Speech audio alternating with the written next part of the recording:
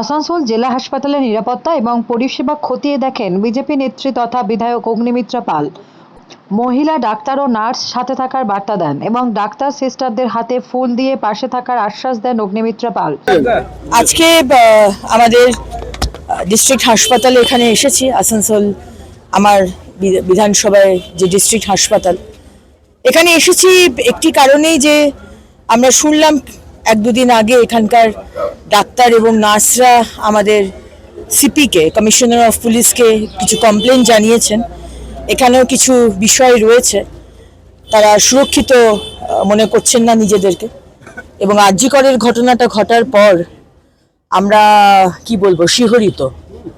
আমরা এইভাবে যে হতে পারে এবং যেভাবে কেঁচো খুঁড়তে সাপ বেরোচ্ছে, আমরা সবাই জানি যে সিভিক ভলেন্টিয়ার সঞ্জয় রায়কে গ্রেপ্তার করা হয়েছে, কিন্তু শোনা যাচ্ছে কোনো টিএমসির প্রভাবশালী এমপি তার ভাগ্নে এর মধ্যে ডাইরেক্টলি ইনভলভড।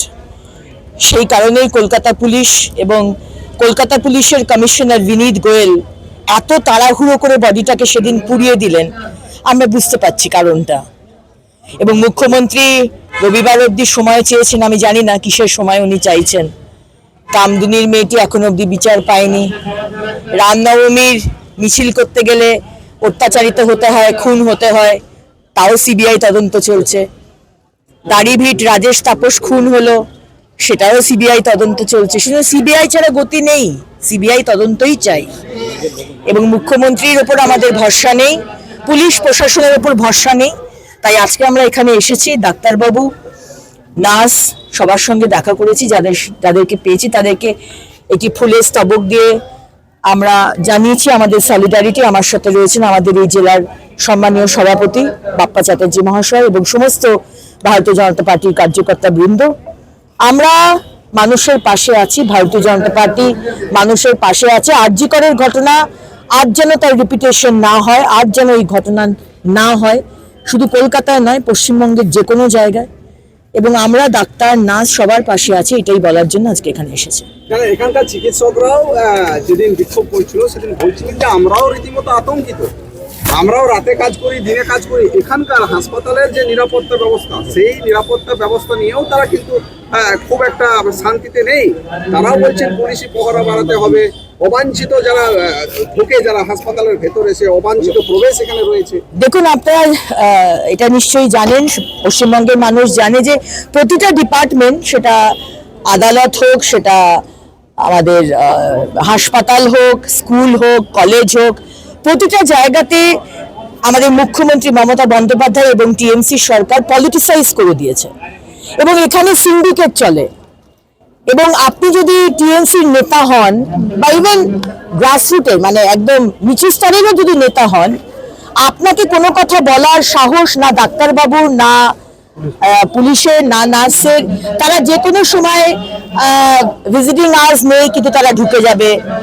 এবং তাদের যে অবাধ দরজা খোলা রয়েছে হাসপাতালে, শুধু এই হাসপাতাল নয়, যে কোনো হাসপাতালে।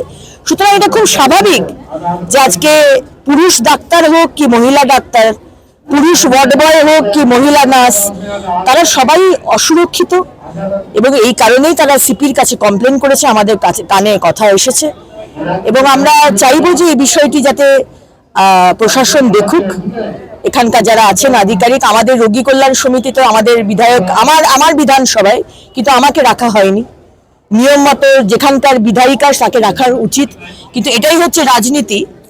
যখন কেন্দ্র সরকার কোনো বিষয়ে কোনোদিন সেই ত্রুটি হয় না, বাট কোনো সময় যদি না ডাকা হয় তখন তারা বিরাট রাজনীতি করে। কিন্তু অথচ এই বিধানসভা আমার, অথচ আমি বিধায়িকা হয়ে আজকে এই রোগী কল্যাণ সমিতিতে আমার নাম রাখা হয়নি, সেখানে মলয় ঘটকের নাম রাখা হয়েছে।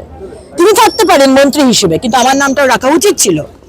কিন্তু এখানে প্রতিটা ব্যাপারে রাজনীতি, বিরোধীদের মুখ বন্ধ করে দেওয়া এবং এই তৃণমূলের মানে উলচিংড়ে নেতা থেকে শুরু করে মন্ত্রী অবধি তাদের যে ঔদ্ধত্য এবং তাদের ল অ্যান্ড অর্ডার না মানা, এটা কিন্তু আমরা বরদাস্ত করব না।